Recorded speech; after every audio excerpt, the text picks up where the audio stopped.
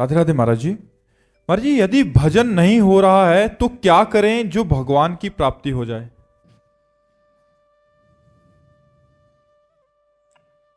आपने ऐसा कैसे निश्चय कर लिया कि भजन नहीं हो रहा? क्यों नहीं हो रहा है? क्यों नहीं होगा? हमारा मानव जीवन वो संपूर्ण शक्ति संपन्न है जिससे भगवत प्राप्ति करनी है। बिना भजन के भगवत प्राप्ति असंभव है।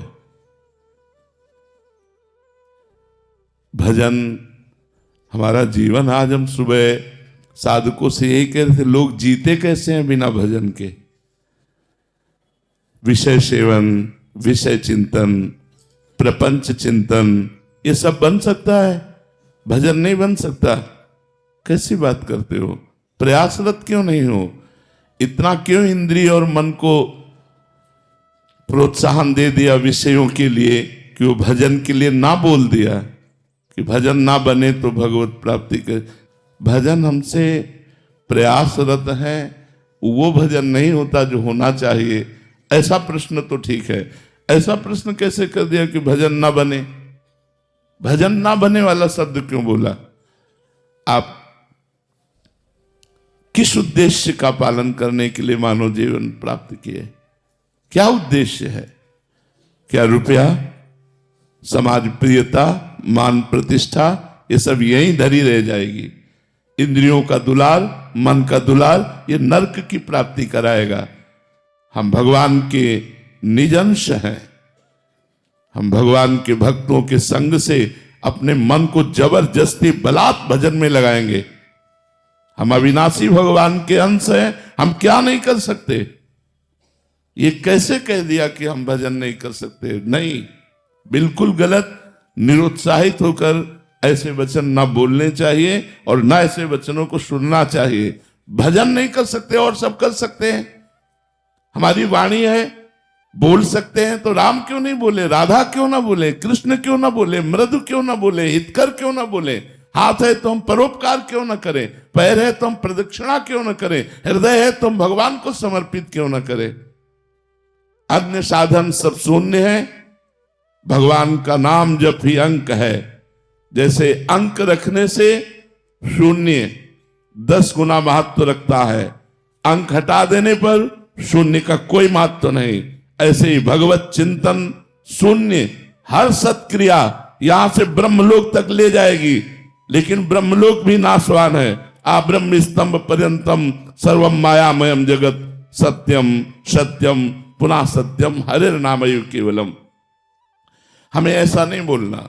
आप चूंकि भजन कर रहे हैं, समाज के लिए प्रश्न है, लेकिन बिल्कुल हम इस बात को सुनना नहीं चाहेंगे कि हमसे भजन नहीं होता। भजन होता सिद्धों से है। साधक को जबरदस्ती भजन करना पड़ता है।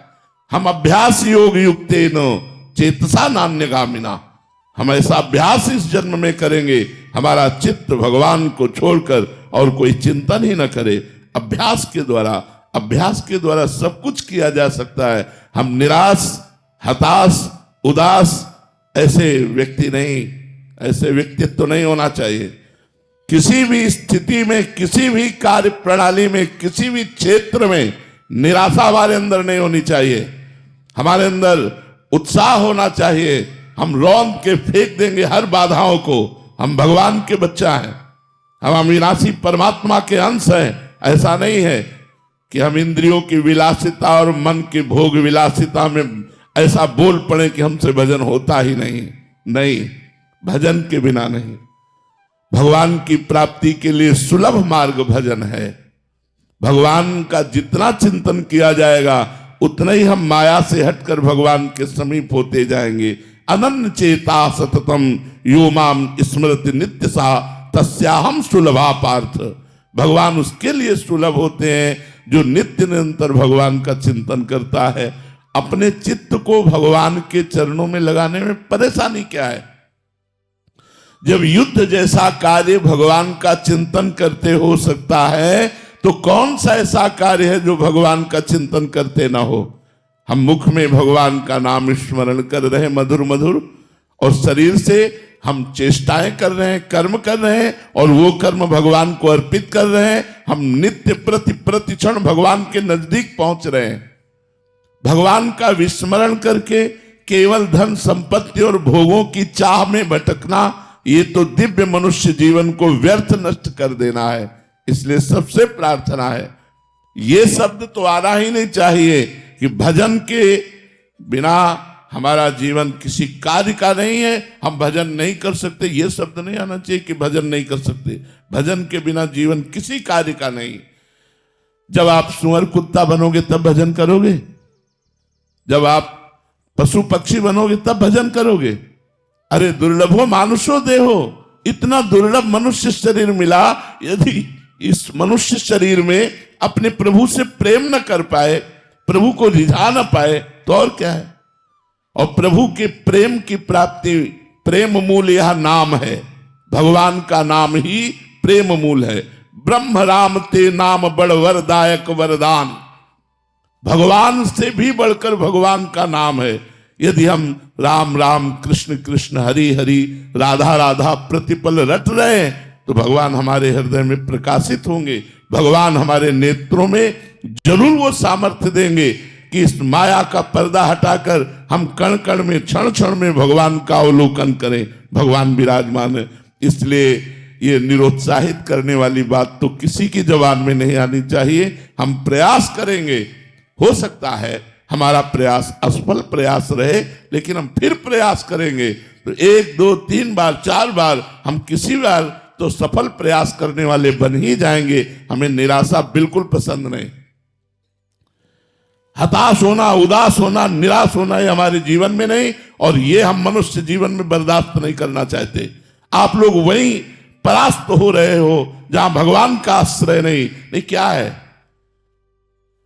आप विचार करके देखिए, जिसकी दोनों किडनी फेल हो, डायलिसिस हो रहा हो, शरीर भीषण कष्ट से युक्त हो, हम दहाड़ रहे हैं, अभी मृत्यु हो जाए उसकी क्या परवाह। हम भगवान के जन हैं, भगवान के अंश, हम कोई शरीर थोड़ी है। शरीर अगर कष्ट में है तो वो अपनी तरफ बना रहे, हम अपनी तरफ है। हमारा जन्म केवल इस बात को लेके बैठ जाए कि हमारी किडनी खराब, हमारा कष्ट है, अब हम कुछ कर नहीं सकते। नहीं, हम हर वो कार्य कर सकते हैं जो स्वस्थ आदमी कर सकता है। हमारे में जोश होना चाहिए, हमारा में संकल्प शक्ति होनी चाहिए। वो तभी होगी जब अध्यात्म से जुड़ोगे। भजन करो, भगवान का नाम स्मरण करो और उत्साहित रहो और वीर पुरुष बनो, कायर पुरुष नहीं। ये मैं नहीं कर सकता, ये हमारी डायरी में नहीं है। अधर्म की बात अलग है, धर्म और सही मार्ग में चलने के लिए ये मैं नहीं कर सकता, ये डायरी में नहीं। हमें जो सत्मार्ग में करना है वो हम करेंगे। हम सबसे प्रार्थना करते हैं, आप लोग कायर बनोगे तो ना इस लोक के रह जाओगे ना परलोक के रह जाओगे, और वीर बनोगे तो जो चाहोगे वो प्राप्त कर लोगे। तुम भगवान की संतान हो, महाबली अनंत वैभवशाली हनुमान जी महाराज जिनके चरणों को दुलार करते हैं, उन भगवान के बच्चे हो, उन भगवान के अंश हो। तुम में अपार सामर्थ्य, तुम अपनी शक्ति को जागृत करो और जागृत करके भगवत प्राप्ति करो। जब हम भगवान को अधीन कर सकते हैं भगवान का नाम जप करके, तो और क्या नहीं कर सकते। इसलिए खूब नाम जप करो। जबान हिलाने में क्या जाता है, राधा राधा राधा राधा राधा राधा, इसी से भगवत प्राप्ति हो जाएगी। जो कर्म करो भगवान को समर्पित करो, खूब नाम जप करो। राधा रमन रघुवंशी जी इंदौर से। राधे राधे महाराज जी। महाराज जी, क्या अध्यात्म स्वयं से प्रकट होता है या हमारे प्रयास से मिलता है? प्रयास से। जब हम भगवान की कृपा से सत्संग प्राप्त करते हैं तो हमारे जीवन में अध्यात्म की जिज्ञासा जागृत होती है। फिर हमारा प्रयत्न, हमारा प्रयास और भगवान की कृपा दोनों से हमारे अंदर अध्यात्म पुष्ट होता है। स्वाभाविक ऐसे नहीं जागृत होता, नहीं सबके हृदय में जागृत हो जाए। प्रयासरत है, जो तप परायण है, नियम परायण है, भजन परायण है, विषयों का त्याग करते हैं, उनके हृदय में अध्यात्म जागृत होता है। भगवान की कृपा से साधु संग और साधु संग से अध्यात्म का जागरण। साधु संग, शास्त्र स्वाध्याय, तीर्थयाटन, व्रत, नियम, संयम इनके पालन करने से शुद्ध ज्ञान जागृत हो जाता है। जो अपने स्वरूप का बोध हो जाता है उसी को अध्यात्म कहते हैं। आत्मा का ज्ञान हो जाना, उसका बोध हो जाना ही अध्यात्म है। भगवान में निरंतर डूबे रहना ही अध्यात्म है। समझ में आया जी? हिमानी पटेल जी गुजरात से। राधे राधे गुरुजी। राधे राधे महाराज जी। महाराज जी, सत्कर्म का सही मायने क्या है? जो भगवान से जोड़ करके कर्म किया जाए। संपूर्ण संसार असत है तो इसके संपूर्ण कर्म असत है। उमा कहूं मैं अनुभव अपना, सत हरि भजन जगत सब सपना है। भगवान शंकर कहते हैं कि हे उमा जी, मैं अपना अनुभव बताऊं, संसार स्वप्नवत असत्य है और एकमात्र भगवान का भजन सत्य है।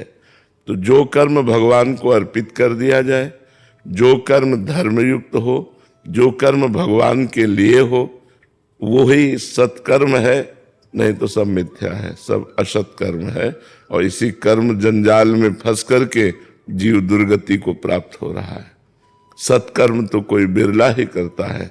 सत है भगवान, जो भगवान के लिए कर्म किया जाए, जैसे माता पिता की सेवा, पुत्र की सेवा, पति की सेवा, पत्नी की सेवा, परिवार की सेवा, ये सब भगवत स्वरूप है। इन सबको भगवान की प्रसन्नता के लिए किया जाए। नाथ सकल संपदा तुम्हारी, मैं सेवक समेत सुत नारी, ये सत्कर्म हो गया। और ये मेरा, मैं ऐसा करूंगा, मैं वैसा करूंगा, ये सब असत कर्म हो गया।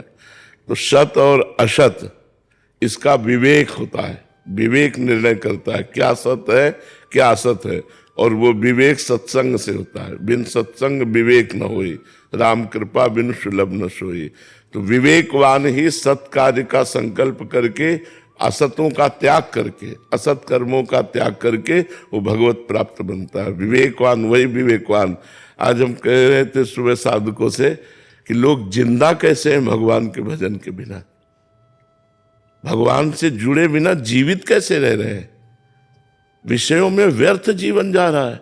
व्यर्थ का चिंतन, व्यर्थ का खान पान, व्यर्थ की श्वासें, व्यर्थ का जीवन। भगवान का स्मरण नहीं तो मरा जीवन समझो। क्या जीवन? जो आप लोग भोगते हैं वो कुत्ता पशु भी भोगते हैं। निद्रा, भय, आहार, मैथुन, इच्छा संपूर्ण सृष्टि में है। हर जीव सोता है, हर जीव खाता है, हर जीव बच्चे पैदा करता है, हर जीव भयभीत है। अगर यही मनुष्य जीवन में चारों बातें केवल रही तो पशु पक्षियों में मनुष्य में अंतर क्या रह गया? इससे दुर्लभ देह कही गई है, दुर्लभो मानुषो देहो। तो इसकी दुर्लभता क्या है? भगवान से जुड़ना, गंदे कार्यों का त्याग करके धर्म पूर्वक विषयों का सेवन करते हुए भगवान को प्राप्त कर लेना। जो मनुष्य शरीर प्राप्त करके अध्यात्म को जागृत नहीं करता, भगवान को प्राप्त नहीं करता, भगवान का भजन नहीं करता, वो जीवित मृतक के समान है। जिन हरि भगत हृदय नहीं आनी, जीवित सब समान ते प्राणी। सौ माने मुर्दा, मुर्दा, जीवित मुर्दा टहल रहा है। क्योंकि भगवत भजन नहीं, सत्कार्य नहीं, बस वही प्रपंच का चिंतन, असत कार्य, वही खाना पीना भोगना, तो ये तो मृत कार्य है, ये असत कार्य है। तो मनुष्य जीवन का परम लक्ष्य है सत्कर्म करना। और सत्कर्म का स्वरूप है जो कर्म भगवान को अर्पित कर दिया जाए, जो कर्म भगवान से जुड़े वही सत, नहीं तो सब असत, टोटल असत। महाराज जी, ये दान करेंगे इससे पुण्य मिलेगा, ये सत्कर्म है या असत कर्म है? हाँ, असत कर्म है। क्योंकि भगवान से नहीं जोड़ा गया ना, तो वो आपको थोड़ा फल और दे देगा। तो मान लो अगर यहां आपने बहुत दान किया तो स्वर्ग मिलेगा, तो स्वर्ग सत्य है क्या? आ ब्रह्म स्तंभ पर्यंतम सर्वम मायामयम जगत। तिनके से लेकर ब्रह्मलोक तक मायामय है। वो थोड़ा दिव्य भोग है, लेकिन अच्छा स्वप्न व्यतीत करने के बाद जगह टूटी खाट में पड़े रहे। स्वप्न में देखा आप राजा बन गए, और जब जगह तो टूटी खाट में, तो फायदा क्या हुआ? तो एक स्वप्नवत स्वर्ग गए, फिर जन्म लिया मृत्यु लोक में, तो फायदा क्या हुआ? केवल जो भगवान से जुड़ा हुआ कर्म वो। हाँ, वही कर्म जो हमने पुण्य किया वही कृष्णार्पणम मस्तु। अब वो भागवतिक हो गया, अब वो सत हो गया। नहीं, बड़े से बड़े पुण्य का कोई महत्व नहीं। जैसे आपको लोहे की जंजीर से बांध दिया जाए तो बंध गए, और सोने की जंजीर से बांध दिया जाए तो बंध गए। बंधन तो दोनों में है। तो पाप है लोहे की जंजीर और पुण्य है सोने की जंजीर, बंधा तो दोनों में है। सोने की जंजीर से बांध दिया जाए तो अच्छा लगेगा क्या? आपको एक खंभे में सोने की जंजीर से खूब जकड़ के बांध दिया जाए तो आपको गर्व रहेगा कि मैं सोने की जंजीर से बंधाऊं। होगा यार मुक्त करो मुझे। तो जीव बंधन युक्त है शुभ अशुभ कर्मों से। अशुभ कर्म है पाप कर्म, वो लोहे की जंजीर हुई। शुभ कर्म है पुण्य कर्म, हो सोने की जंजीर हुई। बंधा तो दोनों में है। मुक्त होना चाहता है जीव, परमानंद में डूबना चाहता है, बेपरवाह होना चाहता है। वो आनंद भगवान से मिलेगा, वो जगत में नहीं है। कृष्णा सेन जी, वेस्ट बंगाल से। राधे राधे महाराज जी। महाराज जी, गुरु तत्व क्या है? जो सर्व ज्ञान संपन्न, ब्रह्मानंदम परम सुखदम केवलम ज्ञान मूर्तिम द्वंद्वातीतम गगन सदसम तत्वमस्यादिलक्षम एकम नित्यम विमल अचलम सर्वधि साक्षिभूतम भावातीतम त्रिगुण रहितम सद्गुरुम तम नमामि। वो सद्गुरु है जो ब्रह्मानंद है, परम सुख प्रदान करने वाला है, केवल ज्ञान मूर्ति है, द्वंद्वों से परे है, मान अपमान लाभ हानि सुख दुखादि द्वंद्वातीतम, और आकाश के सदस्य सर्वत्र व्याप्त है। जैसे आकाश सर्वत्र व्याप्त, केवल ऊपर ही नहीं है, यहां भी है। ये शब्द है, शब्द गुण आकाश का है। अगर आकाश तत्व न हो तो शब्द नहीं हो सकता, शब्द गुण आकाश का है। तो गगन सदसम और तत्वमस्यादि लक्ष्यम, वो तत्व मस्यादि महावाक्यों के द्वारा उसका लक्ष्य होता है। एकम, वो एक है, वो नित्य है, वो विमल है, वो अचल है, वो समस्त भूतों का साक्षी है, वो भावातीत है, वो त्रिगुण रहित है, मायातीत है। ऐसे सदगुरु को हम नमस्कार करते हैं, जो केवलम ज्ञान मूर्ति। अमित शर्मा जी, राधा वल्लभ श्री हरिवंश महाराज जी। श्री हरिवंश महाराज जी। महाराज जी, ऐसा मार्गदर्शन प्रदान करें कि जिससे हमारे हृदय में संतों के प्रति अखंड श्रद्धा, निष्ठा एवं प्रेम निरंतर बढ़ता रहे। राधा राधा राधा राधा राधा राधा।